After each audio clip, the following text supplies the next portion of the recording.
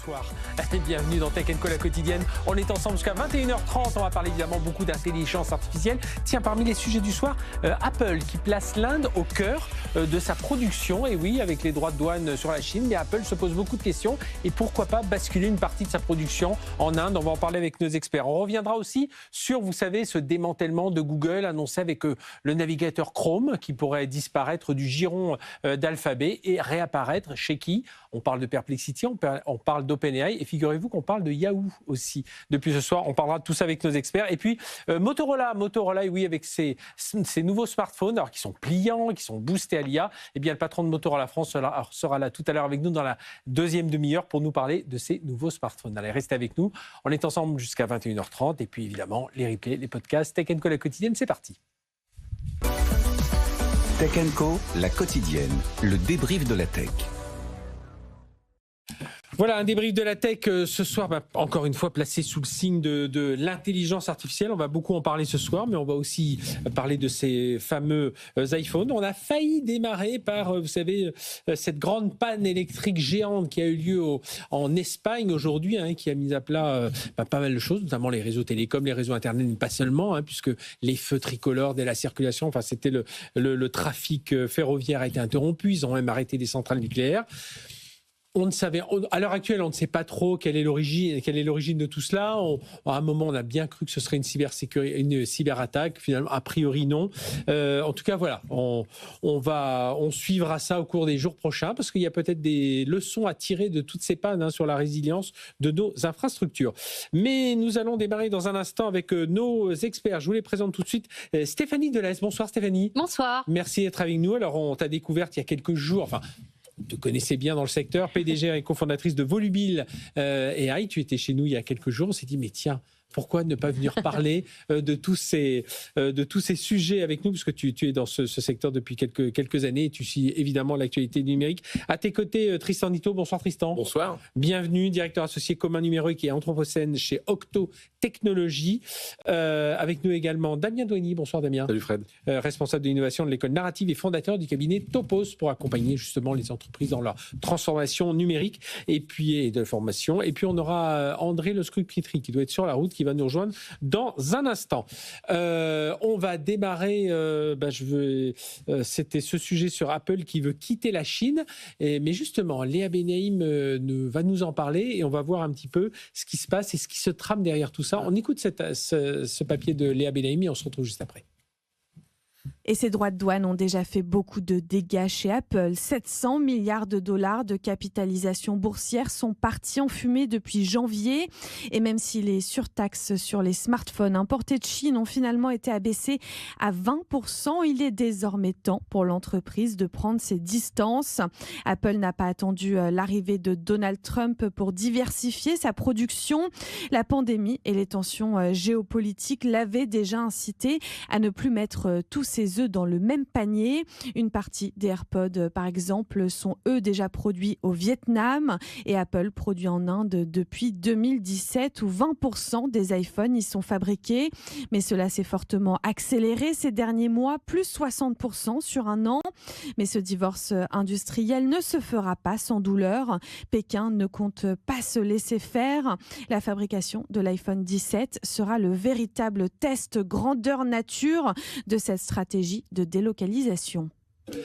Allez, justement, on vient d'accueillir André Le Scrupietri. Bonsoir André. Bonsoir. Merci d'être avec nous. En fait, tu n'étais pas du tout en retard, tu attendais tout simplement dans le couloir à discuter avec les uns les autres et nous, on était déjà ici. Donc voilà, en tout cas, merci d'être avec nous. Plein de choses passionnantes. Président et directeur scientifique de la Joint European Disruptive Initiative, JEDI, donc c'est notre DARPA européenne qui investit dans toutes ces nouvelles technologies. Alors, Léa Benaïm vient de nous parler d'Apple, donc qui évidemment produit énormément d'iPhone, de tous ces produits en Asie, beaucoup en Chine, et qui, avec les histoires de droits de douane, s'est dit peut-être que tout ce qui est notre production pour les États-Unis, notre production d'iPhone, va peut-être le basculer en Inde. Qu'est-ce qu'il faut en penser de ça, Damien ?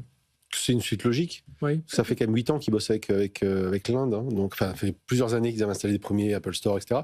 Ça fait 8 ans qu'ils avaient commencé à produire déjà des iPhones sur place. D'abord parce qu'ils veulent attaquer le marché et que c'est plus simple de produire sur place et pour éviter les droits de douane, etc. Donc, d'être sur place. Donc, après le Covid, ils avaient déjà vu, ça avait déjà été compliqué. Donc, ils ont commencé à réfléchir on va dire, une infrastructure miroir, toujours avec leurs associés habituels, du Foxconn ou autre. Là, ils vont plus loin, quoi. Mais est-ce que qui connaît un peu l'Inde ici, ces marchés-là? Parce que l'Inde, c'est quand même pas la même chose que... Oh, non, c'est pas la même chose que la Chine, mais en termes d'infrastructure, logistique, en termes même de confiance sur le marché, je suis pas sûr que ce soit les mêmes rapports entre Apple et Oui, et surtout, les il ne faut Indiens. pas oublier, aujourd'hui, Apple va assembler ces iPhones. La plupart des composants, et c'est là où la force de la Chine, c'est qu'elle a à la fois l'aspect assemblage et l'aspect composant. Donc aujourd'hui, il va falloir encore importer pas mal de composants de Chine, donc ça va rendre les flux logistiques quand même assez intéressants. La vraie question en fait que je me pose, c'est que dans toute cette stratégie Trump, c'est aujourd'hui, on ne voit pas véritablement l'intérêt pour les États-Unis de faire ça. Il y a un basculement qu'on avait connu dans les années 70, où Nixon avait aussi joué le triangle Chine, Inde, États-Unis. Mais aujourd'hui, je ne vois pas très bien les Américains gagnant de cette grande opération. Je pense que ça va complexifier beaucoup les choses, mais l'Inde va en bénéficier. Clairement, elle va monter en compétences, avec une vraie interrogation sur 2027, où Apple était censé lancer quelque chose en grande pompe, un produit extrêmement complexe pour les 20 ans de l'iPhone. Est-ce qu'ils vont pouvoir le faire en Inde? Ça, c'est toute une... Oui, on parle peut-être d'un iPhone pliable, ce serait justement... On verra ça. Tristan? Pour moi, ça a du sens de ne pas mettre tous ses œufs dans le même panier et effectivement d'aller au bout du geste, puisqu'ils avaient déjà commencé à faire des choses avec l'Inde. Mais je pense qu'ils ne vont pas pouvoir transitionner tout, déjà parce qu'effectivement, en Inde, il n'y a pas cet écosystème industriel autour des semi-conducteurs et puis même des pièces de précision qui fait toute la force de la Chine, en fait. C'est que localement, il y a des tas de fournisseurs qui savent faire des vis sur mesure, etc. Oui, parce qu'on parle d'électronique. Oui, on parle des composants. Oui, voilà. Parce qu'on parle souvent des composants très pointus, des processeurs, etc. Mais il y a toutes ces petites parties. Oui, mais il y a des métiers sur les traitements de surface, etc. Travailler le titane pour certains modèles, ça s'improvise pas du tout, le titane, contrairement à l'acier qui est plus facile à travailler ou l'aluminium. Enfin bref, il y a des savoir-faire qui autour, je dirais, de mécanique de précision et d'électronique et d'assemblage. Alors, d'accord, déplacer l'assemblage en Inde, c'est peut-être ce qu'il y a de plus facile. C'est pas trivial, mais c'est plus facile. Et derrière, ils peuvent pas non plus emporter leurs fournisseurs chinois en Inde. Donc, logistiquement, ça va être compliqué. Oui, puis mais ils ont raison, parce que se mettre à l'abri de ces revirements soudains de la politique de Trump, s'ils mettent des œufs dans des paniers différents, au moins ils pourront monter en puissance plus ou moins localement. Pour l'instant, c'est la partie production iPhone pour les États-Unis, parce que c'est les droits de douane de tout ce qui sort de la Chine qui va vers les États-Unis. Tous les iPhones qui partent, eux, aux autres endroits au niveau mondial, continueront à être fabriqués en Chine. Stéphanie, qu'est-ce que ça t'inspire, toi, Moi, je reste perplexe, c'est-à-dire que peut-être que ça va rechanger demain, rechanger après-demain. D'accord avec ce qu'a dit Damien, c'est-à-dire que ne pas mettre ses œufs dans le même panier, c'est super important. C'est assez surprenant pour moi qu'une entreprise de cette taille... un des leaders mondiaux soit quand même obligé de changer sa politique parce que par les décisions successives de Donald Trump. Donc je ne sais pas si ça va rester, mais je suis d'accord, c'est très compliqué, c'est quand même des outils ultra sophistiqués. Je vois pas comment ça peut marcher à très court terme, quoi. Après, Tim Cook, leur patron, il faut quand même penser que c'est l'homme de la logistique. Ouais. Quand Jobs était venu le chercher, c'était d'abord pour ça. Donc le gars, il connaît ça par cœur. C'est peut-être pas le plus grand créatif en termes de produits, mais par contre, en termes de logistique, il connaît son métier. Donc déjà, c'est pas trivial, comme tu le disais, Tristan, mais voilà, c'est quelqu'un qui sait faire. Ça faisait quand même plusieurs années qu'ils étaient en train de regarder s'ils pouvaient pas aller ailleurs. Ils avaient regardé le Vietnam aussi. Voilà, ils avaient notamment regardé le Vietnam parce qu'il y a toujours une question de coût, parce que la Chine, les prix augmentent au bout d'un moment de la main-d'œuvre. Est-ce que l'Inde est aussi compétitive? Je sais pas, mais par contre, c'est un marché pour Apple. Et j'ai regardé les parts de marché par curiosité. Aujourd'hui, ils sont pas trop mal. Ils sont à 10% de parts de marché, alors qu'en Chine, ils ont du mal face à beaucoup d'acteurs locaux. Mais il y a quand même un marché aussi en croissance, puisqu'il y a un marché qui est aux alentours de 8% de croissance sur le smartphone sur les 10 ans à venir. C'est pas anodin. Alors qu'en Chine, ça commence à se tasser. Dans le reste du monde, c'est saturé. Donc il y a aussi peut-être une dimension stratégique autour de ça. Oui, je suis d'accord avec la dimension stratégique. Il ne faut pas oublier qu'il y a des grands acteurs du mobile qui sont en Inde, notamment les Ambani. Enfin, tous les grands manias, les milliardaires indiens ont tous une licence, plus ou moins, ou une participation dans une licence mobile. Donc il y a de ça. Ils sont très présents ensuite en Afrique. Donc c'est un deuxième. Mais je reviens sur le sujet sujet. Moi, je serais assez curieux de savoir quelle est en fait la proportion de la main-d'œuvre. Moi, je ne serais pas surpris qu'en fait la main-d'œuvre soit finalement assez faible dans l'automobile. On est toujours surpris par ce chiffre. On est aujourd'hui à 6-7% en moyenne de la main-d'œuvre. Donc aujourd'hui, c'est plus du tout les coûts de main-d'œuvre qui drive, c'est la capacité d'être très proche des clusters. On le voit dans l'arrière de l'écran là de nos deux camarades. Il y a aussi les appareils photos, tout ce qui est l'aspect optique de précision. Aujourd'hui, il y a des clusters à côté de Shenzhen, etc., qui sont les centres mondiaux pour tout ce qui est lentilles, capacité de faire des focales sur des appareils extrêmement réduits. Et ça va être très, très difficile de reproduire sur l'Inde. Alors, dernière idée complètement iconoclaste, moi, je suis surpris qu'il n'y ait même pas de réflexion en Europe de ramener ça. Je sais que ça semble être complètement incroyable, mais finalement, si véritablement on était gonflé, on essaierait de profiter de cet aspect-là. Le seul truc où je suis un tout petit peu... On relancerait Nokia. Je ne sais pas s'il faut relancer Nokia, le geste fort. Non, mais c'est pas le geste fort, c'est que je pense qu'on manque carrément de. Je pense aujourd'hui, c'est beaucoup plus compliqué pour un pays comme l'Inde de devenir très fort dans l'assemblage d'iPhone que des clusters qu'on doit pu trouver autour de chez Ericsson, autour de chez Nokia. Je veux dire, les processeurs, on aurait la possibilité de les faire ici. Rappelez-vous, il y a encore quelques grands acteurs allemands, notamment Zeiss, sur tout ce qui est optique. Le travail sur le métal, le travail de précision. Enfin, c'est pas impossible. Je pense juste qu'on manque. Là, il y a quelques entrepreneurs peut-être. Moi, je suis pas d'accord. Non, mais l'idée est folle. Non. Je conçois bien et je la prends pas au premier degré comme si on allait faire ça dès demain matin. Mais déjà, effectivement, peut-être qu'un Indien, ça va coûter un peu plus cher qu'un Chinois parce qu'il va falloir le former, etc. Ok, mais si on prend un Chinois et qu'on le compare à un Européen, il va falloir trouver des Européens qui ont envie de visser des petits trucs, etc. toute la journée. Ça, c'est le sujet. C'est pas une question de coût, c'est une question de... Ouais, absolument. Voilà. Ou alors, il faut les payer cher. Et justement... Mais un peu comme aux États-Unis quand ils veulent recréer des usines de processeurs. Tu as un vrai sujet autour du savoir-faire. Je ne sais pas si vous avez vu la vidéo qui est tournée justement de Tim Cook, qui est ressortie à l'occasion des droits de douane. Une vidéo qu'il a donnée il y a peut-être une dizaine d'années. Je crois que c'était je ne sais plus sur quelle scène c'était. Sur la formation et la durée de... Voilà. Et en gros, la question c'était, mais pourquoi est-ce que vous faites en Chine? Et en gros, il disait, en fait, il y a des clusters, et puis il y a un savoir-faire pour arriver. Il y a tous les gens dont on a besoin pour pouvoir, et au pire, on les forme, qui fait qu'on peut faire assez facilement. Finalement, on a plein de gens. Ce qu'on ne retrouve pas forcément dans d'autres pays. Peut-être ils verront en Inde. Et ils ont quand même, il faut se rappeler quand même qu'ils ont rapatrié aussi la production des Mac Pro aux États-Unis lors de la première mandature Trump pour faire un geste, pour dire c'est une cata. Ça marche mal. Le taux de production n'est pas assez bon. Après, c'est une machine de niche. Mais justement, ils ont testé.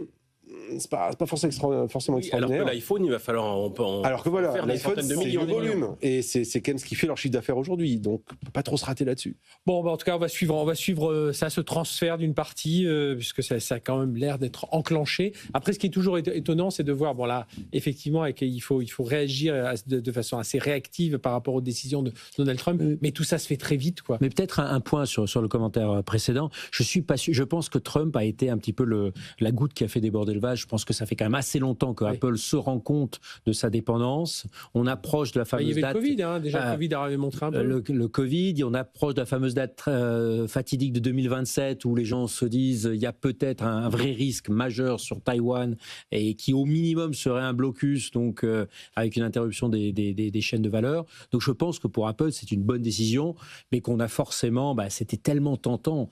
Regardez, aujourd'hui, la Chine, c'est 36 à 38% de la production mondiale. Je veux dire, c'était moins de 7% en 2000, avant qu'ils rentrent dans l'OMC. Et on parlera tout à l'heure du secteur automobile, où là aussi, ils vont frapper fort. Il y a des choses à dire, oui. Alors tiens, des choses à dire sur un deuxième sujet, c'est le procès en concurrence contre Google, où justement, des juges aimeraient que Google soit un peu moins dominant dans tout un tas de domaines. Et on pourrait lui demander de se séparer de Chrome. Alors ça, c'est une première décision, se séparer de Chrome. Mais la deuxième, ce serait de trouver quelqu'un pour reprendre Chrome. Alors on a, la semaine dernière, ici même, avec François Sorel et les autres experts, parlé de OpenAI, Perplexity, qui pouvaient être intéressés. Et puis là, on a un qui sort du bois, c'est Yahoo. Tristan, toi, ça t'a pas surpris? Ça m'a pas surpris, mais alors en même temps, il va falloir avoir les poches profondes pour financer ça. Parce que, en fait, un navigateur, c'est un centre de coûts, puisque c'est distribué gratuitement, donc il va falloir gagner de l'argent derrière. Et donc, en fait, c'est aussi tout l'intérêt de les séparer chez Google. Qu'est-ce que ça va donner ? Parce que, déjà, ça coûte vraiment très cher. Hein. Chez Mozilla, ça coûte. Et puis c'est une porte d'entrée, c'est-à-dire c'est une porte d'entrée vers un moteur. Il faut un moteur de recherche derrière. C'est ça, il faut le moteur de recherche et il faut ensuite la machine pour monétiser le moteur de recherche en question. Et ça, c'est monstrueux. Donc il faut déjà payer le financement. Alors il faut acheter Chrome déjà, la première fois. Dizaines de milliards, voilà, de l'ordre de 50 milliards sur les chiffres qu'on entend par-ci par-là. Bon, je dis 50 milliards, c'est pas le problème. C'est après, il faut continuer à financer le développement, et c'est des grosses équipes de développement extrêmement pointues. Et donc ça se compte probablement en milliards par an, pas plusieurs petits milliards, voilà. Et après, il faut aussi s'assurer que ce navigateur est utilisé par d'autres personnes qui vont avoir votre moteur de recherche par défaut dedans. Ce qui se passe, par exemple, Firefox touche de l'argent, de l'ordre de 500 millions par an, pour mettre Google Search par défaut. Donc tous les ans, Google paye Mozilla de l'ordre de 400-500 millions de dollars pour que Google soit par défaut. Chez Apple, c'est beaucoup plus. Hein. Ils payent en milliards. Non, mais attends, je vais me spoiler le truc. Tu as complètement raison. Non, mais si on se dit, en fait, 500 millions, c'est déjà beaucoup. Attendez, parce que ils payent aussi Apple pour que Safari, qui n'a rien à voir avec Chrome, à part qu'il est concurrent, mette Google Search par défaut. Et là, c'est de l'ordre de 20 milliards de dollars chaque année. Donc en fait, si on veut avoir un navigateur et qu'on veut avoir derrière un moteur de recherche, il faut faire des chèques en fait. Et là, il faut avoir un business model qui est super rodé. Alors c'est le cas pour la publicité Google, donc Google Search, ok, mais derrière les Perplexity et Yahoo, etc. D'accord, ils ont un boost énorme en termes de visites, mais il faut qu'ils transforment ces visites en argent et que ça représente plusieurs milliards par an. Stéphanie. Alors moi j'ai été très surprise. D'abord, personnellement, j'ai pas entendu parler de Yahoo depuis plus de 10 ans. Donc je me dis, c'est quoi leur surface financière pour acheter ça. Deuxièmement, ils ont le fonds Apollo derrière, mais enfin effectivement. Ouais, mais il faut. Voilà. Deuxièmement, moi je sais que j'utilise quasiment plus de moteur de recherche. Donc, dès que j'ai un search à faire, je vais sur ChatGPT dans un premier temps.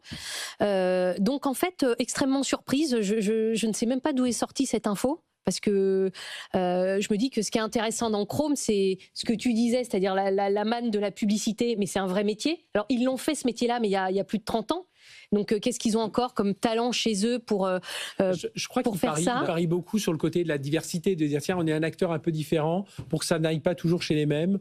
Il parler de la diversité, il n'a pas marché depuis 30 ans, quoi. Ouais. Et puis, moi, je pariais plutôt sur un acteur IA qui va aller chercher de la data pour entraîner ses modèles.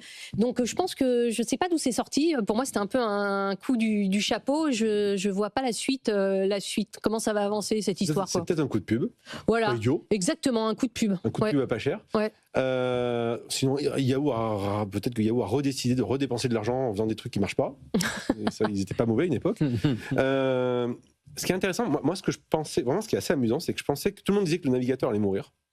Et devant les applications, etc., que c'était fini le navigateur, c'est le retour du navigateur, sous ce que tu disais, boosté à l'IA. Parce qu'en fait, il y a deux écoles. Il y a le navigateur qui sert à aspirer de la data. C'est ce qu'a fait Google avec Chrome pour de la pub. Mais là, c'est pour entraîner les modèles. Ce que veut faire Perplexity avec Comet, qui est leur navigateur qu'ils sont en train de développer. Donc, ils veulent refaire le coup de Google. Pourquoi pas. Et de l'autre côté, tu as, je prends l'exemple, je disais, hors antenne, on parlait de Arc, qui est un navigateur qui est génial. Et cette boîte a dit, on arrête tout. Ok, qu'est-ce qui se passe, les gars? On arrête tout, parce qu'on maintenant, on va faire Dia. Ok, Dia, c'est quoi? C'est un nouveau navigateur qui, en fait, est entièrement construit autour de la notion d'agent IA. C'est en clair, le but du jeu, c'est de faire en sorte que ce navigateur, vous lui dites ce que vous voulez et il va s'occuper du reste. Je veux demain ou après-demain faire une réservation dans un restaurant, trouve-moi le truc et on verra. Donc intégrer cette dimension-là, donc ce qui est un gros pari. Donc mais c'est plus toi qui utilise le web, c'est un agent qui utilise le web pour toi. Tu donnes la direction. Réserve-moi un billet dans une semaine et je te laisse faire ta veille pour me dire quand est-ce que les billets sont à un prix correct et tu m'alertes. Et c'est exactement le modèle qui est en train de développer des ChatGPT, Claude, etc., etc. Donc Dia veut intégrer ça dans le navigateur. Donc on voit une bataille autour de l'IA, autour de la data, et autour de se dire que ça va être le terrain de bataille justement de cette notion d'IA et d'agent intelligent. Donc je pense, ça en vaut peut-être la peine de dépenser quand même peut-être plusieurs milliards pour avoir 70% de part de marché d'un seul coup, parce que c'est quand même ça, Chrome. Rappelez-vous, il y a 20 ans, quand Google a racheté YouTube pour 1,6 milliard, tout le monde leur a dit mais qu'est-ce que vous achetez une plateforme qui fait, il y a des chats qui font du skate dessus, mais quel intérêt? Aujourd'hui, c'est le deuxième moteur de recherche mondial derrière Google, ça crache un argent de dingue. Donc peut-être qu'il y a un pari à faire. Ouais. Oh, puis, Mais comment tu gardes les talents de Google chez Yahoo, hein? Ah, ça, c'est raison. Tu vois, c'est quand même aujourd'hui, Clairement. toutes ces boîtes-là, elles marchent principalement par les talents. André. Oui, non, je pense que la position installée. Moi, ce qui m'avait fasciné pendant le sommet de l'IA, c'est qu'en fait, il y avait une incertitude totale sur où la valeur finalement atterrirait. Est-ce que c'est sur les grands modèles de langage? Est-ce que c'est sur les agents? Est-ce que c'est même sur l'infrastructure énergétique, hein? On parlait beaucoup de ça, et finalement, on se voit avec DeepSeek, on va Ou les en processeurs, reparler. parce qu'on voyait Ou les Nvidia. processeurs. Est-ce que c'est sur les portes d'entrée, puisqu'on voit bien que tout le monde a du mal à se positionner, mais en fait, celui qui va gagner, c'est peut-être le premier qui va capter le share of mind. Donc, j'ai plutôt tendance à croire que c'est un vrai pari. Et je reviens sur cette notion de pari. Je pense qu'aujourd'hui, on a besoin d'acteurs qui font des paris pareils dans un contexte incertain, parce qu'en plus, ces paris créent finalement aussi le marché avec eux. C'est-à-dire que si ça arrive à créer un effet d'entraînement, ça va en rendre peut-être Yahoo un peu plus intéressant pour les talents que ça l'est aujourd'hui. Parce qu'aujourd'hui, j'imagine que ça ne va pas être facile de recruter des gens là-bas. Mais à ce jeu-là, excuse-moi, mais à ce jeu-là, je pense que OpenAI, qui est finalement qui a déjà beaucoup d'argent, qui n'aurait pas de problème à lever, vu la facilité qu'ils ont, ils auraient les moyens. Et puis, on peut estimer qu'ils ont la crédibilité en tant qu'employeur pour récupérer des grosses équipes, issues de Google autour de Absolument, c'est ceux qui valoriseraient peut-être le mieux. Les gens pourraient s'y plaire, versus Yahoo, qui est quand même moins sexy. D'ailleurs, c'est très intéressant parce que pendant longtemps, quand les gens me demandent justement finalement l'innovation de rupture, qu'est-ce que c'est? Je crois que pendant longtemps, regardez ce qu'on faisait en Europe. On essayait de créer un Google Bis ou un Chrome Bis ou autre. Et finalement, vous avez un OpenAI qui est arrivé, et tu l'as très très bien dit, en ne faisant pas de la recherche par mots-clés, mais quelque part en langage naturel, pour sursimplifier. Et finalement, avoir un acteur qui a les deux portes d'entrée, qui s'adresserait finalement à des clientèles, à des segments de marché différents, ça peut faire aussi pas mal de sens. Donc je pense que c'est probablement OpenAI qui valoriserait le mieux et qui est peut-être prêt à payer le plus. Et justement, dans les surprises aussi, enfin les surprises, non, dans ce qui arrive aussi derrière, il y a la riposte chinoise qui s'organise avec, donc il y a à la fois Huawei qui veut développer une nouvelle puce d'IA pour concurrencer Nvidia, et puis à la fois le nouveau, alors vous vous souvenez le modèle R1 de DeepSeek qui avait, ça avait été leur Spoutnik, le moment Spoutnik, on avait dit, ça avait tout changé, et puis bon, voilà, après ils sont rentrés un peu dans le rang, mais quand même, là il y a le modèle R2 qui va arriver, qu'est-ce qu'il faut...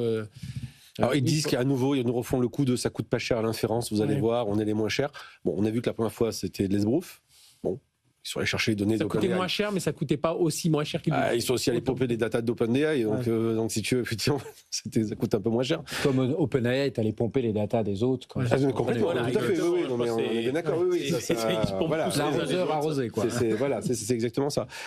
Mais ce qu'on en pense, c'est un effet d'annonce. Alors après, oui, c'est évident qu'ils sont aujourd'hui en train de se positionner parce que, tu le disais tout à l'heure, sur les questions relatives à la production des puces, si demain il y a un blocus sur du Nvidia, il est évident qu'il faut qu'ils se positionnent. Mais d'ailleurs, pour reprendre ton idée, c'est dommage quand même qu'en Europe, on sait faire du processeur, du côté de Grenoble ou ailleurs, c'est quand même dommage que là-dessus, on n'ait même pas au moins... mais c'est dingue, parce que je ne sais pas si vous avez entendu, j'imagine que vous en avez parlé dans les précédentes émissions, que ST, au moment où on est en pleine boom de l'IA, que ST licencie. Enfin, certes, les choses n'ont rien à voir, ils sont sur des processeurs, des nodes beaucoup plus gros, etc. Puis mais quand même, c'est sur les preuves de gouvernance. On ne peut pas s'empêcher de se dire qu'il y a quand même une incohérence incroyable en termes de timing. Ça, c'est sûr, oui. Stéphanie, sur ces Chinois, cette riposte chinoise? Moi, je suis bluffée. On parlera un peu plus tard d'automobile. Là, j'ai vu une automobile bid ce week-end. Effectivement, c'est pas une automobile, c'est un ordinateur sur roue. Donc, ils sont capables de réagir super vite, de prendre les bonnes décisions. Alors qu'effectivement, ST, qui est une boîte incroyable, avec là encore une fois des compétences, des talents, des technologies de dingue, des salles blanches, n'est pas encore annoncé qu'ils allaient sur ce secteur-là. Alors que l'automobile va mal et peut-être qu'ils ont gagné tellement d'argent avec l'automobile, qu'ils paraissent tellement là-dessus qu'ils ont peut-être pas assez investi sur ces puces-là. Donc incroyable. Oui, il faut avoir peur de la Chine. Oui, il faut pas baisser les armes ni les bras. Maintenant, ça va être compliqué de rattraper ces montants d'investissement et ce temps-là. Qu'est-ce que tu en penses? Alors, Tristan. Non, mais quand on voit Huawei qui va concurrencer Nvidia, quand on voit comment Huawei s'en est sorti, quand on leur a dit, on leur a sucré tout Android et tout ça, on leur a dit interdit, la 5G interdit dans le monde, on a accéléré, Android, on a accéléré leur indépendance. Qu'est-ce qu'ils ont fait? Ils sont allés beaucoup plus vite, ils ont même fait une voiture. Et puis surtout, peut-être juste avant, c'est que ils vont certainement être capables là aussi de nous faire des puces qui consomment beaucoup moins parce que ils sont condamnés pour le coup à avoir cette audace et cette innovation dont tu parlais. Ah mais non, ça c'est clair que en fait on est Trump il joue gros en semant cette incertitude, il pousse des tas de gens à doubler la mise en fait et en particulier les Chinois. Ah bon, on n'a plus le droit aux puces Nvidia. Allez hop, ça ouvre un boulevard à Huawei qui s'engouffre, quoi, et qui va, et puis qui a un marché du coup énorme, qui est le marché chinois, pour fourguer ses puces. Et DeepSeek, pareil, en profite, quoi. Voilà. Et puis on parlait des ingénieurs tout à l'heure, Tim Cook qui disait mais je vais en Chine surtout pour ces ingénieurs. Tu parlais des talents, Stéphanie. La Chine, c'est des formations d'ingénieurs par wagon, enfin c'est par dizaines de milliers qui sortent chaque année de toutes leurs universités. Donc ça aussi, c'est... Après, il y a un aspect très opportuniste. Sur le modèle R1, ils avaient entraîné ça sur des puces NVIDIA H800, qui était une espèce de, comme on dit en bon français, un loophole, c'est-à-dire un trou dans l'embargo qui avait été décidé déjà il y a 1 an sur les puces les plus performantes. Là, ce trou a été comblé. Et donc, forcément, ils n'ont pas d'autre choix que de partir sur leur propre puce. Alors, ce qui est intéressant, c'est qu'on dit toujours les modèles chinois. DeepSeek part plutôt sur le modèle avec, vous avez vu le nombre de paramètres, ils annoncent 1,2 trillion, donc 1200 milliards. Tandis que Alibaba, lui, son deuxième modèle a été avec un nombre de paramètres réduit de moitié. Donc, il est passé de 70 milliards à 35. Alors, certes, c'est des modèles différents, mais il y a aussi 2 approches différentes. Donc, à nouveau, il n'y a pas un modèle sur lequel on parie tout. Alors, est-ce que c'est tout ça dirigé ou coordonné ou dans un certain flou artistique? Mais ce qui est intéressant, c'est qu'ils ont plusieurs fers au feu, des modèles plus frugaux, des modèles plus massifs. Ce qui est sûr, c'est qu'ils sont positionnés sur celui qui probablement sera le gagnant à la fin. Eh bien, on va revenir sur la Chine dans un instant. On va marquer une courte pause et on va parler d'espace avec la constellation Kuiper qui va a priori décoller cette nuit, les premiers satellites de Jeff Bezos, d'Amazon. Et puis on reviendra sur la Chine avec en ce moment le salon de Shanghai de l'auto. Et il paraît que tous ceux qui sont là-bas nous disent on prend une grande claque parce que voilà, les BYD, ils sont tous là. Les Huawei aussi ont leur voiture. Voilà, on va parler de tout ça dans un instant. Restez avec nous. On se retrouve avec nos experts. C'est tout de suite sur BFM Business. Tech & Co, la quotidienne, le débrief de la tech. Allez, c'est reparti, le débrief de la tech avec nos invités. Stéphanie Delestre, PDG, cofondatrice de Volubile AI. Damien Douanier, responsable d'innovation de l'école narrative, fondateur du cabinet Topos. André Lescruc-Pietri, président directeur scientifique de JEDI, cette DARPA européenne qui investit dans toutes ces innovations, le quantique, l'IA, enfin tous ces sujets. Et puis Tristan Nitto, directeur associé commun numérique et anthropocène chez Octo Technologies, qu'on a longtemps connu chez Mozilla Firefox. Alors on va partir dans l'espace avec cette nuit. C'est un nouveau prétendant donc, dans la course à l'Internet spatial. La nuit prochaine, Amazon doit lancer les premiers satellites de sa constellation Kuiper. C'est attendu depuis longtemps parce que je crois que les premières autorisations c'était en juillet 2020 pour rivaliser avec Starlink. On écoute ce que dit Jean-Baptiste Huette et on se retrouve juste après. Amazon entre enfin dans la course à l'Internet spatial. Jeff Bezos s'apprête à lancer les premiers satellites de son projet Kuiper après des années de retard. L'objectif, c'est de bâtir une constellation de plus de 3000 satellites pour concurrencer Starlink, le réseau déjà ultra dominant d'Elon Musk. SpaceX maîtrise en effet toute la filière et en particulier les fusées avec sa Falcon 9 qui enchaîne les lancements à un rythme soutenu. Starlink revendique par ailleurs des millions d'utilisateurs à travers le monde. Or, pour Amazon, tout reste à faire. Aucun service actif, 0 abonné. Il a fallu développer ses propres satellites, construire une usine géante près de Seattle, mettre en place une chaîne logistique complète. Et pour les lancements, le nerf de la guerre, Amazon a dû frapper à toutes les portes. La fusée Vulcan de ULA qui doit décoller la nuit prochaine, Ariane 6 en Europe, New Glenn chez Blue Origin, l'autre société de Jeff Bezos, et même quelques vols avec SpaceX. Il n'y a plus une minute à perdre.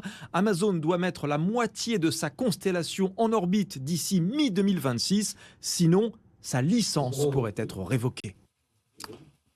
Alors, André, bonne nouvelle, bonne nouvelle, c'est un peu plus de compétition. Nous, on attend toujours notre constellation. Alors, on a OneWeb, mais on aura Square Iris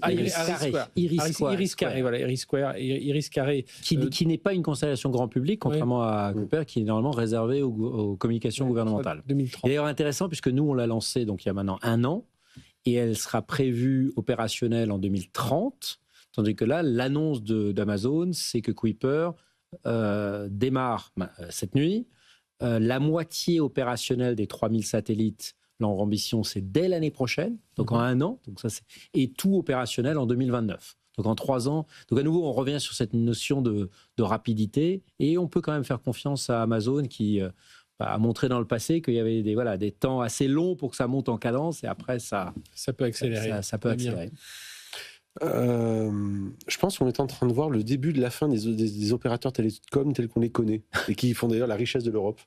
Et qui d'ailleurs, on était bon là-dessus quand on a fait le protocole GSM, qu'on a réussi à faire un truc unifié, et on a réussi à montrer. Là, je pense qu'on est sur le début de la fin, puisqu'on est des acteurs. On va pas passer que par du satellite non plus. Je vais te faire le parallèle avec Netflix. Voilà. D'un côté, tu as une plateforme mondiale qui est capable de diffuser un film d'une manière mondiale dans plein de pays. Bon. Là, tu vas avoir des opérateurs qui sont capables sur une marque, Starlink ou Kuiper, d'être capables de proposer un service mondial. Alors, pas encore faut-il que tu bouges, mais un service mondial, unifié, avec un opérateur, un forfait, etc., etc. On va voir ce que ça donne, bien sûr, mais c'est un peu ça l'esprit quelque part, tu vois. Et quand tu vois que y a des vols spatiaux chez Amazon, qu'ils relancent leur système d'écho avec de l'agence de l'intelligence artificielle, ainsi de suite, tu vois bien que. Et n'oublions pas aussi qu'Amazon avait raté le virage du téléphone. Ils ont essayé de faire un téléphone, ça n'a pas marché du tout. Donc je pense que ça a dû le laisser un peu en travers de la gorge de Bezos. Donc je pense qu'il y a quelque chose qui est en train de se reconstruire là-dessus. Et puis ils ont aussi bien sûr le cloud. Donc tout ça se connecte plutôt pas mal dans l'ensemble. Et je pense qu'on est en train de voir quelque chose qui dépasse largement ce qu'on connaît d'Amazon classique, qui est véritablement un opérateur mondial, un vrai opérateur mondial de télécommunications. Je pense qu'il y a une chose qui n'est pas dit dans le papier de Jean-Baptiste Huette, mais tu viens de le citer, c'est le lien avec AWS. Oui. Parce que je pense que là, le jour où tu proposes la connexion on parle de l'importance de la data. T'es une boîte mondiale, t'es une boîte qui a besoin d'avoir une connectivité partout dans le monde, y compris dans des zones reculées blanches. Voilà, quoi, c'est pas facile toujours de tirer une fibre. Ah oui, non, ce lien, en fait, on se rend compte, c'est ça, là, ce qui fait la grande force aujourd'hui d'Elon Musk sur SpaceX, c'est qu'en fait, il intègre verticalement toute la filière. Et dans un monde incertain, on en a suffisamment parlé dans les dernières minutes, en fait, la capacité de maîtriser tous les éléments de la chaîne et de pouvoir en fait créer de la valeur. Je veux dire, si on a la communication et qu'on est un grand acteur de la logistique, parce qu'Amazon finalement on voit le front-end avec mais en fait l'aspect logistique, c'est d'abord une énorme société de logistique. Si on arrive à combiner ça avec de la communication, mais aussi de la géolocalisation, parce que quand vous avez 3000 satellites en orbite basse, vous pouvez faire de la triangulation beaucoup plus précise encore que tous les systèmes GPS qu'on peut imaginer. Si demain on arrive à réduire le coût de l'antenne, qui devrait être le vrai pari que doit faire l'Europe, de pas à quelques milliers, à quelques centaines ou à quelques euros, soudain on peut mettre un récepteur partout, et on change complètement la manière dont le commerce, le transport maritime, aérien, personnel, les voitures sont faits. Donc cette intégration verticale, elle est brutale. On parlait tout à l'heure de Chrome, ce qui fait la force, effectivement, cette intégration dans toute la chaîne de valeur. Là, on est en train de nous refaire la même chose sur ce qui est en fait vraiment l'infrastructure de base. Et on se rend compte aujourd'hui que l'espace est d'ailleurs une prolongation de l'infrastructure digitale. En fait, on parle de la conquête de l'espace, c'est plutôt de la conquête de la data, quoi. Alors, je ne sais pas si je dis ça, mais moi, je suis complètement alignée avec ce que tu viens de dire. C'est-à-dire Bezos vient d'annoncer qu'il a terminé d'acquérir toute sa chaîne de valeur. C'est-à-dire qu'il a commencé par vendre des produits, ensuite il a fait de la logistique, ensuite le cloud, la data. Et puis là, maintenant, en fait, il achète la maîtrise il achète son indépendance en fait, quoi. Il investit pour terminer son indépendance et presque devenir le maître du monde là, hein.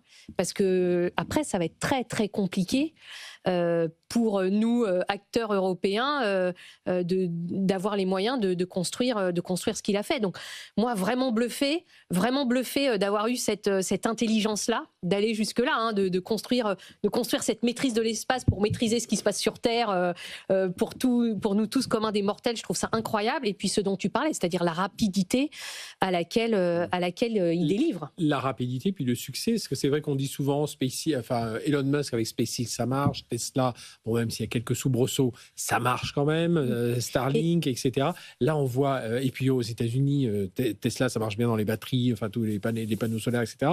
Là, on voit, ça marche Amazon, ça marche AWS. Ça va sans doute marcher. Et on sent que la prise de risque est peut-être un peu plus calculée, parce que ce qui n'a pas non plus été assez souligné, c'est qu'en fait, il est très agnostique sur les lanceurs. Oui. Contrairement à Musk, qui a voulu tout faire en même temps. Les lanceurs, la constellation, ce qui est un vrai risque, et qui lui a pris 15 ans. Hein. Le premier vol de Musk, c'est 2005. Donc là, vraiment, il s'est dit, je vais me concentrer sur la constellation, et je vais utiliser ULA, enfin c'est Lockheed et Boeing, je vais utiliser Ariane 6. Oui. C'est pour ça aussi qu'en Europe, on devrait être un tout petit peu plus réaliste quand on dit oui, c'est formidable Ariane 6, et moi je pense qu'il faut continuer Ariane 6, mais Ariane 6 est formidable. La preuve, c'est que Kuiper l'utilise. Oui, enfin, Kuiper l'utilise parce qu'il ne va jamais utiliser les lanceurs de un de ses ennemis jurés, qui est Elon Musk. Donc forcément, on en a bénéficié. D'ailleurs, ça nous pose problème, parce qu'aujourd'hui, quand vous les lancez avec Ariane 6, vous n'avez plus de place avant 3-4 ans, parce que tout est pris justement par Kuiper en grande partie. Il va en lancer quelques-uns avec SpaceX à contre-cœur. Oui, il y a Blue Origin aussi. Oui. Sans vouloir remettre en cause vos considérations et vos raisonnements. Je crains le pire. Très bien la route. Non, mais vraiment, une partie de moi, en tant que, si vous voulez, industriel ou observateur, est d'accord avec vous. Mais il y a un sujet qu'on n'a pas abordé, c'est celui de l'environnement. C'est clair. C'est-à-dire qu'en fait, chaque lancement, c'est monstrueux en termes d'émissions de carbone, et que ces satellites, ils restent 3 ans, ils retombent, ils polluent quand ils tombent parce qu'ils sont pulvérisés, c'est une catastrophe, et après il faut en relancer, et en fait c'est du jetable. On jette des satellites en l'air en attendant qu'ils retombent, quoi. Et c'est des constellations, et des constellations, on en a déjà 2, là on est en train de faire la 3e, plus l'européenne 4e. En fait c'est bien, ça s'appelle le capitalisme, mais c'est le capitalisme qui ne tient pas compte du fait qu'on habite sur une planète, et qu'en fait, là, c'est un concours à celui qui est en train de scier le mieux la branche sur laquelle l'humanité est assise. Donc, en fait, ok, c'est super intéressant, on voit des milliardaires qui se tirent la bourre, mais ils se tirent la bourre pour scier la branche sur laquelle nous sommes tous là, assis. Donc, il y a un moment, il faudrait peut-être avoir un peu de recul et se dire, mais faut peut-être arrêter. Peut-être que ces services sont super utiles. Alors, soit faisons-en peut-être un américain, un chinois, un européen, mais étatique, pour des raisons de souveraineté. Mais avoir 3 constellations américaines. Surtout que derrière, tu vas avoir les constellations indiennes, constellations chinoises, constellations peut-être saoudiennes. Et plus la pollution, la pollution que ça fait dans la pollution visuelle, visuelle, lumineuse, mais même sur place, les risques de choc entre satellites. Ils augmentent de manière exponentielle. Enfin, là, on vient de shooter, en gros, dans un nid de guêpe, quoi, et il a tiré vachement fort dans le nid de guêpe. Oui, mais ok, je pense qu'on va lancer un gros boomerang qu'on va prendre dans la figure à un moment ou un autre. Là où tu as totalement raison, c'est peut-être sur le tourisme spatial, parce que on dit qu'effectivement Kuiper n'utilise pas les propres fusées, alors que en parallèle, Bezos développe ses New Glenn, où on a vu Katy Perry, là, il y a quelques... Non, mais ça, c'est n'importe quoi. Là, on est vraiment Non, mais c'est un Disneyland à 15 tonnes le lancer par personne. 15 millions d'euros, 15 millions de dollars le lancement, absolument. Mais je pense qu'elle a dû avoir une réduction. Mais, mais je parle de CO2. C'est un tour de manège. Sauf que, si moi je me fais l'avocat du diable par rapport à cet argument que moi j'achète en grande partie, quand vous regardez aujourd'hui les coûts de la communication, regardez les anciennes communications, c'était du cuivre. On est en ce moment, tu parlais de la concurrence entre les constellations et les opérateurs. Ils étaient essentiellement basés sur le cuivre. Le cuivre fait le bilan carbone de l'extraction du cuivre qu'il a fallu pour poser tous ces réseaux. Donc tu vois, tu peux aussi mettre en rapport que peut-être à communication égale, ce genre de communication peut peut-être avoir un bilan... Avec quand même un réseau cuivre qui a été installé dans les années 70 et qui est resté jusqu'à maintenant. Il a quand même duré 50 ans, ce réseau cuivre. Oui, alors que 50 ans de satellites que tu lances et qui retombent... Tu as des machins jetables qui durent 5 ans. Oui, bon, après, tu as aussi des satellites dont aujourd'hui, on augmente la durée. Mais à nouveau, je ne veux pas me faire... là, il va y avoir, ce qui est sûr, c'est qu'il y a une opportunité probablement de ne pas avoir une constellation par pays ou par grand bloc. Là aussi, à nouveau, l'Europe aurait une opportunité peut-être de rallier des gens qui n'ont ni les capacités, ni peut-être la volonté de se distinguer stratégiquement. Je vois mal les Chinois s'associer avec Kuiper ou avec Starlink, mais je vois plus plein de pays qui n'ont pas envie de s'aligner par rapport aux États-Unis ou à la Chine, plutôt s'intégrer à une constellation. Qu'on en ait 2 ou 3 et qu'ensuite on le mutualise comme on a 2 ou 3 réseaux mobiles, moi je ne suis pas excessivement choqué. Je pense qu'aujourd'hui, ça va tellement révolutionner la communication que ça devrait quand même apporter pas mal de bénéfices. Mais je crois qu'il fallait poser la question. En fait, non, mais c'est sûr. Mais t'as entièrement raison. Ouais. Le fait est qu'au final, on a des acteurs qui, en fait, s'en fichent. Comme Sam Altman qui n'a rien à faire de pomper des droits de Ghibli ou des Schtroumpfs ou de Tintin et qui s'en vante et il s'en fiche complètement, c'est ce qu'il a dit récemment chez TED. En gros, ça ne le dérange pas. On a des acteurs qui ont envie de réaliser une vision qui est la leur et ils y vont et point. Voilà. Donc, quelles que soient les conséquences derrière, on verra bien. Voilà, on est là-dessus. Mais ça pose quand même la question de qui doit faire. Est-ce que c'est aux entrepreneurs d'avoir tous, on va dire, un compas moral tout à fait légitime? Est-ce que c'est pas justement là qu'il y a un vrai rôle au XXIe siècle pour la puissance publique? Le fait est que... D'ailleurs, il y a une chose dont on parlera jamais, ceux qui donnent les fréquences aujourd'hui, c'est une agence de l'ONU qui s'appelle l'ITU, l'Agence internationale des télécommunications, totalement inconnue, qui a donné lieu à une bataille entre les Chinois et les Américains pour sa tête il y a 2-3 ans, et c'est eux qui déterminent, un peu comme au Far West, le premier qui arrive avec une orbite, en fait, gagne, et ceux qui arrivent derrière doivent prouver qu'ils n'interfèrent pas avec la... Donc ça donne un avantage au premier, comme Kuiper ou comme Starlink, qui est juste incroyable. C'est vrai que et on n'est pas dans cette course. La saturation. D'où la saturation. Vite. Oui.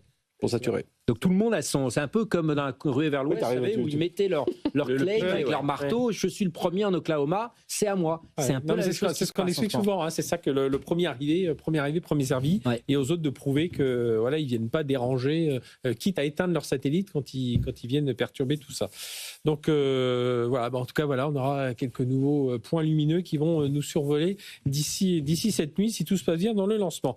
On va aller en Chine puisqu'en ce moment en Chine a lieu à Shanghai. Alors c'est jusqu'au 4 mai le salon international de l'automobile, de l'automobile, du véhicule électrique, du véhicule intelligent, même parce que je crois qu'on parle un peu carrosserie, mais on parle surtout de voitures intelligentes. Hein. Je crois que toi-même, Stéphanie, tu as vu une BYD récemment, tu t'es dit, oula. Voilà, un ordinateur sur roue. Après, merci l'Europe, là. Pardon, par rapport à tout ce que tu as dit sur le sujet de l'espace, etc. Mais là, merci l'Europe. C'est-à-dire qu'on a sacrifié une industrie sur laquelle on était leader.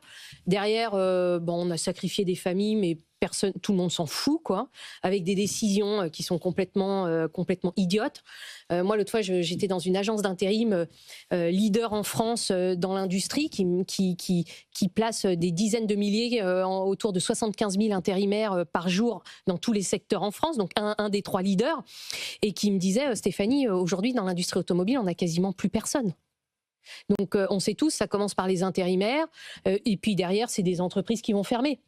Donc, moi, ce qui me navre ici, c'est un peu aussi quand même ce qu'on a dit au fur et à mesure de l'émission, quoi. Dans le spatial, on avait Ariane, on avait aussi Eutelsat sur les satellites, etc. Donc, on a des énormes cartes à jouer dans des secteurs où on est leader.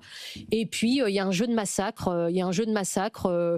avec des gens qui au final se fichent de ce qui peut arriver aux familles qui bossent dans ces secteurs-là. Donc voilà, ouais, moi j'ai vu une BYD ou une BID, moi j'ai une BID ce week-end. C'est vrai que c'est bluffant, c'est vraiment bluffant et ça marche, hein, encore une fois. Hein. La voiture, elle a fait Paris-Bordeaux, Bordeaux-Pampelune, elle est retournée à Bordeaux. Voilà, et c'est vrai que quand tu la vois, c'est assez impressionnant. Mais c'est plus une voiture, quoi. C'est un ordinateur sur roue. Mais là aussi, c'est impressionnant comment ils arrivent à je crois débarquer comme ça. C'est le grand débarquement, quoi. Je crois qu'en ce moment à Shanghai, c'est vraiment c'est donner une grande claque, c'est la démonstration de force, hein, parce que BYD, ils ont 4 ou 5 marques, ils ont un gros SUV, ils ont même un coupé, je sais plus, Denza, qui veut carrément concurrencer les Porsche avec des performances très bonne de voitures électriques, mais derrière ils ont toute la conduite intelligente. Hein. Il y a un reporter, là j'ai écouté ça, un reporter anglais qui racontait qu'il avait une voiture à moins de 10 000 euros en Chine, petite citadine, qui propose de la conduite autonome sur autoroute et qui propose l'assistance au parking attention gratuit. Quand même, hein, parce que les réglementations chinoises sont un peu laxistes, oui, mais un peu souples, on va dire, sur la sécurité. L'intelligence est déjà là, alors que nous, on te le propose quand tu as un modèle plutôt haut de gamme, quoi. Oui, c'est vrai. Oui, mais c'est du logiciel. Tu as quelques capteurs et c'est du logiciel. Le logiciel, ça se duplique gratuitement. Donc, en fait, ce qui coûte, c'est le développer et le maintenir, évidemment. Mais si tu te dis, je vais amortir ces coûts de développement et de maintenance sur 1 million d'exemplaires, ça ne fait que quelques euros ou dollars par véhicule, et ça peut être un pari qui est économiquement sensé. Évidemment, quand tu fais des petits trucs, des petites séries au départ, et c'est ce qu'a fait Musk avec le Roadster Tesla, je ne sais pas si vous vous souvenez, il en avait fait quelques-unes, en plus c'était même pas lui qui faisait le carrosserie, c'était une Lotus Elise au départ, et il mettait juste des moteurs électriques. Alors évidemment, elle valait super cher, alors que c'était une voiture qui n'était pas du tout originale au départ, puisque c'était même pas la sienne.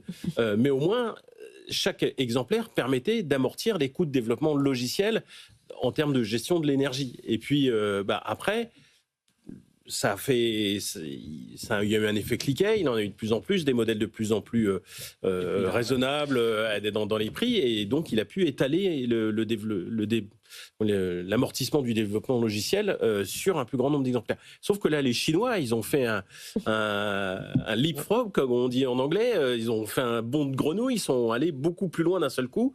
On fait le logiciel et on fait 1 million de voitures, et donc on amortit sur 1 million de voitures. 30 millions de véhicules et couleurs 2024, véhicules électriques chinois. Mais en fait, c'est pas surprenant. Si vous êtes allé voir le salon de l'auto qui avait rené de ses cendres en France il y a 2 ans, la moitié du salon, c'était des voitures chinoises. Alors certains ont disparu c'était même l'automne dernier. Hein. Non, mais déjà, quand il a été relancé, la grande majorité, les constructeurs européens n'étaient pas là. Et tu avais quasiment que beaucoup de véhicules chinois qui étaient présents. Certains ont disparu, des marques ont disparu, d'autres sont toujours là. BYD était présent, etc. Et BYD, Beyond Your Dreams, exactement. Build Your Dreams. Voilà. C'est ça. Et donc, le fait est que déjà, on voyait déjà un peu l'histoire. On voyait, ils commencent à faire des trucs qui ont de la gueule, c'est sympa, on monte dedans, c'est bien. Enfin voilà. C'est pas du bas de gamme. Hein. Et non, absolument pas. Et oui, voilà, il faut aussi faire en sorte de bien se rappeler que c'est pas du tout du bas de gamme, hein, loin de là. Ils ont racheté des marques, MG, Volvo, Smart, c'est chinois. Oui, il y a Land Rover, tout à fait. Donc tout ça, ce sont des marques aujourd'hui effectivement bien connues des Européens qui sont construites par des Chinois, et ils le font très bien. Donc il y a aussi ça qu'il faut voir, c'est qu'en gros on est en train de se faire saccager effectivement l'industrie européenne, qui en plus l'Europe a dit tiens, il faut qu'on passe à l'électrique. Et tu as les constructeurs qui disent on sait pas faire en fait, ou mal. Et donc ça va être compliqué, effectivement ça va être très compliqué. Et à côté de ça, on a des choses qui commencent à vraiment bien tenir la route. La seule barrière que l'on a aujourd'hui à l'usage, c'est des gens qui disent il n'y a pas le réseau pour l'entretien. Et c'est vrai. Et si la marque demain s'arrête, ce qui est arrivé, je ne me rappelle plus la marque chinoise qui a déposé le bilan quelque temps, il n'y a plus de mise à jour. Enfin, c'est comme un smartphone qui a plus de mise à jour, le truc ne roule plus. Voilà. Ouais, après, si tu choisis une BYD ou. Ce que je veux dire, c'est qu'il y a un capital confiance à gagner qui est en gros, on va dire, la dernière barrière, si tu veux, à la réticence de l'usage et de l'achat. Mais à côté de ça, oui, effectivement, c'est des rouleaux compresseurs. Oui, mais et là où ils sont forts, je trouve que c'est à la fois toute la partie conduite intelligente, c'est toute la partie infotainment, quand on est dans l'habitacle, il y a même certaines qui ont des home cinéma. Là, j'ai vu des images home cinéma à l'intérieur. Et puis, c'est toi qui l'avais relevé, André, c'est les batteries. Ils font alors là, il y a des nouvelles batteries à sodium-ion. Alors là, il y a des projets phénoménaux. Oui. Et puis dans les recharges rapides, c'est incroyable. Là. Il ne faut pas oublier, BYD a commencé comme ça en fait en producteur de batteries. Il faisait d'abord des véhicules thermiques, donc en fait il s'est entraîné là-dessus. Et effectivement, je pense qu'il y a l'aspect, on va dire B2C, entertainment, ordinateur sur roue. Je pense que c'est surtout, ils ont compris très vite que le véhicule électrique, c'était en fait un châssis qui était déterminé par la taille de la batterie. Et deuxième chose, que le vrai sujet, enfin la question qu'on pose pour un véhicule électrique qu'on pose à personne d'autre quand on achète une thermique, c'est quelle est l'autonomie. Et donc là, il y a eu une avancée spectaculaire qui est une recharge en 5 minutes de l'équivalent de 400 km. Donc ça revient, c'est exactement le même temps qu'il faut pour recharger à peu près 400-500 km en essence. Donc ça y est, ils sont arrivés à ce qu'on appelle la parité de ce qui était encore le dernier frein avec la maintenance. Donc moi, je fais le pari qu'un des constructeurs chinois va racheter un constructeur européen pour la marque, mais aussi pour son réseau de maintenance. Je vais dans ton sens, je prends même un pari, je vais plus loin. Je pense que Stellantis va vendre certaines de ses marques. Je mets en premier DS Automobile. Ils vont vendre certaines de leurs marques. Parce qu'ils n'arrivent plus à les tenir, les 14. Et il y a un moment, il va falloir qu'ils en vendent quelques-unes. Ouais, comme ça a été vendu, comme d'autres marques ont été vendues.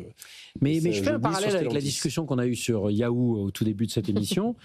On est aussi sur des paris. Moi, je ne vois pas les constructeurs européens. On célèbre beaucoup des grands patrons, mais on voit des améliorations. Je vais dire ce qu'a fait Carlos Tavares, alors formidable, mais c'est de l'optimisation. Il n'a pas fait de grands paris. Les patrons de constructeurs Caléméo un peu plus. Renault, là, c'est. Oui, pardon, mais là, moi, je prends mon étendard français. Non, mais Renault, en ce moment, la R5 électrique, la R5, c'est la jaune électrique, elle est formidable. Je l'ai testée. D'ailleurs, j'ai bien envie de l'acheter. Mais c'est pas un pari fondamental à plusieurs milliards d'euros ou plusieurs dizaines de milliards d'euros où on dit on va vraiment. Et même nous, notre stratégie, on est très fiers de notre vallée de la batterie là dans le nord de la France. Moi, je suis hyper inquiet parce qu'on a tout misé sur le lithium-ion. Aujourd'hui, le lithium-ion est en train d'être la génération d'hier et on est de plus en plus sur le solid state. Donc, et Northvolt. Je ne sais pas. Northvolt. Avec l'échec puissant de Northvolt. J'espère surtout qu'on a construit des usines qui sont suffisamment versatiles pour s'adapter à des nouvelles technologies qui sont très différentes de celles qu'on a connues. Si on a fait des usines ultra spécialisées qui peuvent produire ça, on va faire comme avec la filière hydrogène ou avec Northvolt et on va aboutir à des cathédrales qui vont être vides. Donc ça, c'est à nouveau, il faut beaucoup de stratégie. Je pense qu'il faut des paris. Et la dernière chose sur BYD, je ne sais pas si vous avez vu cette vidéo. Je veux pas faire c'est terrible. Je fais de la pub pour les constructeurs chinois maintenant, mais vous avez 2 constructeurs automobiles européens qui passent sur des dodanes. Donc, il y a tout le châssis qui bouge. Alors, certes, c'est souple. Et vous avez un constructeur automobile chinois, je ne sais plus si c'est BYD d'ailleurs, qui a relié vision, capteur de vision et amortisseur et anticipe. Et donc, la voiture passe comme une espèce de tapis volant. Non, c'est une fake news, ça. Moi, je dis juste c'est généré par Moi, je dis juste un truc. Donc, il relie des choses que nous, on n'a pas l'habitude de relier. Donc, on a une vision beaucoup trop linéaire de l'avenir de la. Souvent, c'est ce qu'on dit. Nous, on est en train de passer de la voiture thermique à la voiture électrique. Eux sont déjà en train de passer de l'électrique à la voiture intelligente. Oui, la voiture hydropneumatique, monsieur. L'ADS, elle roulait sur 3 roues. C'est vrai. Mais oui, l'ADS. C'était que et la de chevaux traverser un champ de patates sans casser les œufs, qui était le pari. Non, en tout cas, on prend une claque là-dessus. Et pour rester, ce sera notre dernier sujet, pour rester sur la voiture, vous avez vu que Waymo aussi envisage de vendre des voitures autonomes. Alors, moi, ça, j'y crois moyen parce que la Jaguar E-Pace dont ils se servent aujourd'hui, il y en a 700 qui circulent aux États-Unis, la moitié à San Francisco. Alors, ça marche bien. Là, pour le coup, en robot-taxi, ça marche très bien. Mais ça vaut quand même très, très cher. Et ça, à mon avis, et quand je dis très cher, c'est au-delà des 200-300 000 $. C'est bien. Pourquoi pas? Non, je veux dire, je pense certainement pour une Jaguar. Alors, pas avec des trucs moches qu'ils ont mis dessus, si c'est bien. Oui, mais c'est ça. Il y a du boulot. Quand même, pour 300 000 $, moi, je veux quand même que les lidars, ils soient pas. Pour 300 000 $, t'as un logo Jaguar et t'as un package comme si tu partais en vacances. Avec la tente et tout. Mais c'est quand même un tournant pour Waymo. Parce que Waymo, au départ, était parti sur des taxis. Là, il Paris pour des voitures. Et ce qui est intéressant, c'est que Tesla fait l'inverse. Tesla fait l'inverse. Tesla est parti sur des voitures. Alors, Tesla, son idée, c'était toujours un jour que la voiture n'appartienne plus à personne et continue à circuler tout le temps. Et voilà, on la commande, elle arrive. Mais Tesla part dans l'autre sens, puisque lui, elle aimerait sortir ses robotaxis en juin. On verra tout ça. Je ne sais pas ce que ça vous fait. Là, je repense encore une fois à l'Europe, qui pour le moment va bloquer toute arrivée de la voiture autonome, alors que moi, c'était un rêve de petite fille. Quand j'étais dans les embouteillages, je me souviens, je rêvais d'une voiture qui avait des pattes qui montaient et hop, qui passait au-dessus des autres voitures. Là, c'est génial, Tu peux partir, tu peux dormir dans ta voiture, bouquiner, bosser. Voilà, mais je pense qu'on en est très très loin. Ça n'empêchera pas les embouteillages, tu sais. Si, parce que justement, l'IA va bien réguler, t'as vu ? Là, en revanche, info que j'ai vue cette semaine, des vitesses sur autoroute vont être réglées en temps réel par une IA. Donc, tu pourras aller jusqu'à 150 km/h et donc tout ça sera bien géré. Non, je pense que l'intelligence artificielle, quand même, ce qu'on vit aujourd'hui, c'est une révolution incroyable pour nos vies. Et contrairement à toutes les précédentes, ça va beaucoup plus vite et en plus, pas d'un point de vue écologique, tu as raison. Mais en revanche, d'un point de vue financier, souvent, cette révolution, elle coûte moins cher que ceux qu'on avait juste avant. Et d'une certitude, pas d'un point de vue écologique. Mais bon, je trouve ça quand même incroyable qu'on en soit, qu'on puisse vivre ça dans notre vie, C'est-à-dire d'une voiture qui va rouler toute seule, d'une IA qui t'écrit un bouquin toute seule. Pardonnez-moi, moi je suis quelqu'un de très optimiste et de très ancré dans le futur pour améliorer notre vie. Donc moi je suis persuadée que la science va nous aider à améliorer notre vie.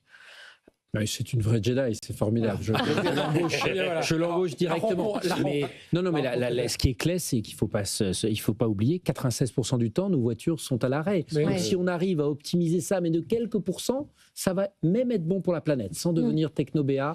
Mais je pense qu'il y a un vrai sujet. Et je pense que ces gens-là, aujourd'hui, Waymo, Tesla, ils testent. Il faut tester. Personne ne connaît l'avenir. Eh bien, merci d'être venu parler de tout ça, tous les quatre. Stéphanie Delestre, PDG, cofondatrice de Volubil AI. Voilà, c'était ton premier débrief. Merci à vous tous. Quand tu seras disponible, tu seras évidemment notre invité ici. Tristan Lito, directeur associé commun numérique et anthropocène chez Octo Technologies, qui nous rappelle toujours l'impact de toutes ces technologies. Où il faut quand même... Désolé.